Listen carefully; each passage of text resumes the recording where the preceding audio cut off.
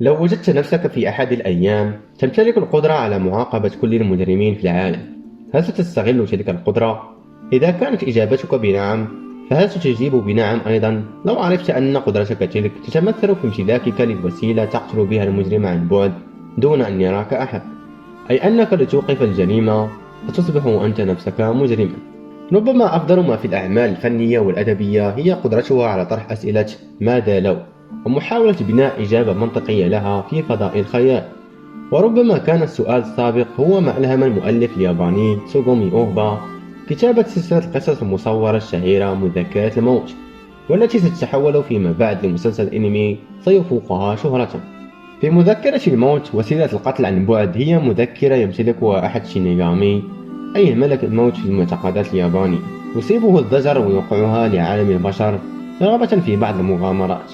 وعندما يلتقطها لايت ياغامي طالب الثانوي المثالي، يجد نفسه واقفا وجها لوجه أمام ذاك السؤال.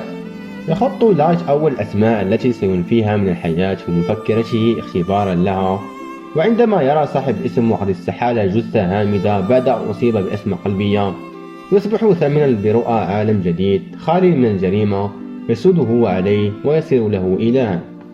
يبدأ لايت بالفعل في تنفيذ خطته، ولا يمر وقت طويل قبل أن ينحظ العالم تحركاته المتمثلة في حوادث موت غامضة يموت فيها المجرمون جراء أزمات قلبية. وبما أن أحدا لا يعرف هوية المسؤول عن هذا، يطلق عليه الناس اسم كيرا.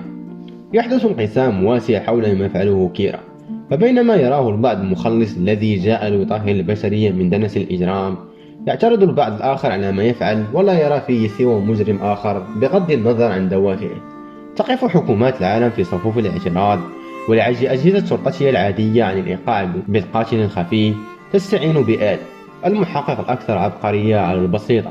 وبين محاولات آل في الكشف عن هوية كيرا ومحاولات كيرا في قتل آل، تتطور الأحداث، وفي تصاعدها نجد أنفسنا لسنا أمام مسلسل إثارة عادي يسلينا لبعض الوقت، بل أمام عمل يطرح أسئلة جادة يستمر صداها في عقولنا حتى بعد أن ننتهي منه. وفي طرحه لها يبتعد في كل البعد عن ممارسة أي نوع من أنواع التوجيه، ما يزيد من شعورنا بالحيرة. وفي هذا الفيديو لن نجيب عن تلك الأسئلة الفلسفية التي طرحها الأنمي مع تصاعد الأحداث، ولكن سنقوم بالحديث فيه عن ياغامي لايت والإبداع المتمثل في كتابة شخصيته.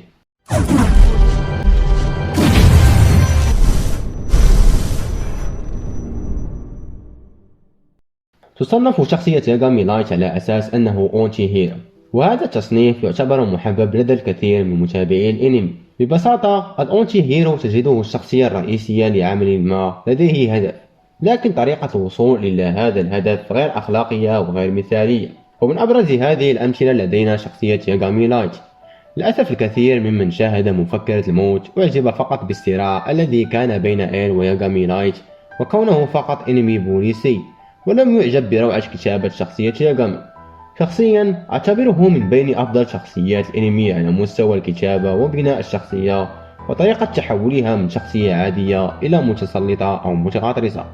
ياغامي مر بعدة مراحل في تطور شخصيته، فقد مر من شخص عادي يشعر بالملل في حياته له حس عدالة كبير، إلى امتلاكه للمذكرة الذي شهد تغير في شخصيته عندما امتلك القوة وأصبح حسه بالعدالة هو من يقود تصرفاته، والذي كان في البداية مقتصرا على معاقبة المجرمين فقط، إلى مرحلة شعوره بالغطرسة والجبروت وتنصيب نفسه كإله العدالة، وأصبح يقتل كل من يقف في طريقه حتى الأبرياء منهم، ثم لمرحلة فقدانه لذاكرته. في كل هذه المراحل التي مر بها ياغامي كنا نرى تحول منطقي ومتدرج في شخصيته، من انتقاله لمرحلة إلى مرحلة أخرى محبوكة بطريقة ممتازة وبعناية شديدة. الكاتب هنا جسد أطروحة القوة لفريدريك نيتشه وطبقها على ياغامي لايت، أطروحة القوة والطمع التي تقول إن إرادة القوة هي ما تشكل هوية الشخص. الطمع هو طبيعة بشرية، وعندما تتوفر القوة تصبح وقود لهذا الطمع ويكبر معه الطموح، لأن تقريبا كل شخص عندما يحصل على القوة والسلطة قد تتغير أفكاره، وربما تظهر أفكاره الداخلية الحقيقية وتصبح هي من تقوده في جميع تصرفاته. هنا يشق لايت إذن طريقه لعالمه لا عبر فلسفة كانت في الأخلاق التي تقول عيش حياتك كما لو أن كل تصرف من تصرفاتك سيصبح قانونا عالميا. بل عبر فلسفة جيريمي بنثام النفعية التي ترى أن الخير هو ببساطة أكبر قدر من المنفعة لأكبر عدد من الناس. ولهذا لا يبالي لايت لوقوعه في فخ التناقض، فتناقضه حينها الناتج عن استخدامه الجريمة التي ستجعل منه المذنب الوحيد المتبقي تبرره غايته في الوصول لعالم يعيش كل سكانه بسلام وأمان، وبهذا يحقق أكبر قدر من المنفعة، أي عالم بلا جريمة لأكبر عدد من الناس، أي كل من هو ليس بمجرم. ياغامي لايت في البداية كان شخص طيب جدا، ومثال على ذلك أنه لما فقد الذاكرة وعمل مع آل أصبح يتعامل بمثالية شديدة أكثر من آل نفسه، حتى أنه كره كيرا وتصرفاته، وهذا كان جوهر شخصيته في البداية.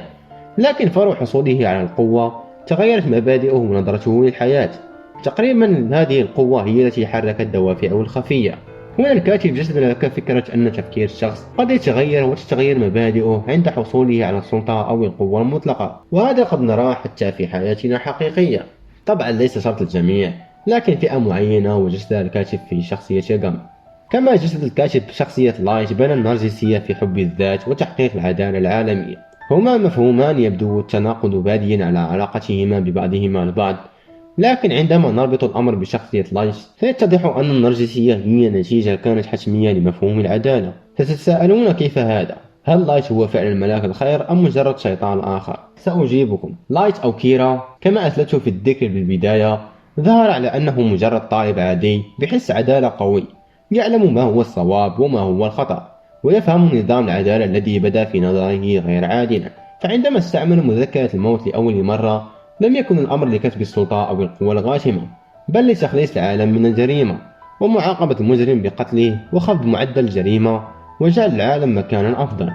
في هذه المرحلة قد نقول أنه لم يكن في حاجة إلى السلطة، لكن بينما تستمر الأحداث وتشتد حدة الأمور بينه وبين آل أصبح لايت بالتالي فاهما لشخصيته أكثر، وقرر أن الحصول على تلك السلطة أصبح ضروريا لكي يصبح إله العالم الجديد. ولهذا الفعل نتيجة الشعور بالقدرة على التحكم في الموت يجعلك تشعر بأنك لا تقهر، ونما هذا في لايت، وهذا ما جعله نرجسيا خبيثا. هذا هو الرابط المباشر بين العدالة التي تمناها لايت والنرجسية التي تربت في جوفه، والتي أعمت عينيه عن الحقيقة التي جعلته ينطلق بمغامرته في المقام الأول. كما جسد الكاتب أيضا فكرة إرادة الحياة، حيث أن تقريبا كل شخص يحصل على قوة أو سلطة كبيرة يصبح متمسكا أكثر بالحياة ويصبح يخاف أكثر فأكثر من الموت. الدكتاتوريين مثلا في عصرنا خير دليل.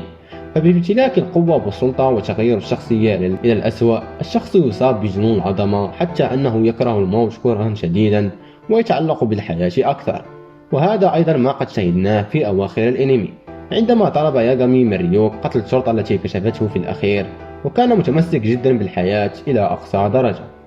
تقريبا يمكن أن نقول أن ياغامي لايت كبر غروره أو غطرسته بسبب ضعفه في البداية، لهذا كان مثالي في تعامله.